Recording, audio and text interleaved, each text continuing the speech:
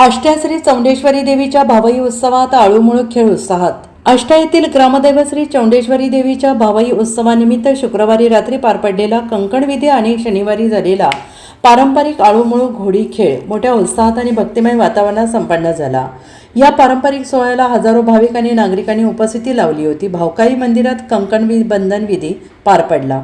कंकण बंधन म्हणजे एखादे कार्य पूर्ण करण्यासाठी वचनबद्ध होणे अशी या विधीमागील धार्मिक परंपरा आहे। विधीनुसार देवीचे सैनिक राक्षसांचा वध करण्यासाठी प्रतिज्ञा करतात आणि यावेळी भावकाई मंदिरात 16 खेळगडी एकत्र येऊन त्यांच्या हातात कंकण म्हणून धागा बांधतात। त्यानंतर पानाचा विडा उचलून देवीचे सैनिक दैत्यांचा शोध घेण्यासाठी बाहेर पडल्याची परंपरा पार पाडण्यात आली। भावई उत्सवातील आळूमुळू आणि घोडी हे पारंपरिक खेळ रंगले।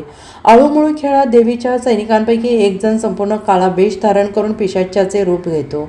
हातात लिंबाच्या मुडक्यांचा झुपका घेऊन तो कुंभारवाड्यातून खेळगड्यांसह दैत्याच्या शोधासाठी निघतो आणि शहरातील विविध मानकऱ्यांच्या घरी आळूमुळूची पूजा करण्यात आली। या खेळादरम्यान पारंपरिक विनोदी गाणी म्हणण्याची प्रथा आजही जपली जाते। आळूमुळूच्या हातातील लिंबाच्या झुबऱ्याचा मार चुकवण्यासाठी युवकांची धावपळ आणि त्यातून निर्माण होणारा उत्साह पाहण्यासारखा होता। महिलांसह हजारो भाविकांनी या पारंपरिक खेळाचा आनंद घेतला। संपूर्ण शहर भक्तिमय आणि उत्सवी वातावरणाने भारावून गेले होते। आळूमुळू खेळानंतर रात्री घोडी हा पारंपरिक खेळ खेळण्यात आला। दैत्याचा शोध लागला नसल्याने देवीचे सैनिक घोड्यावर आरूढ होऊन त्याचा शोध घेत असल्याचे या खेळातून साकारले गेले।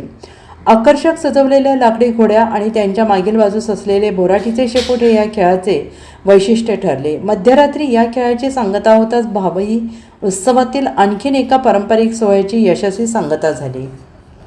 Bureau report SPN Marathi, Sangli.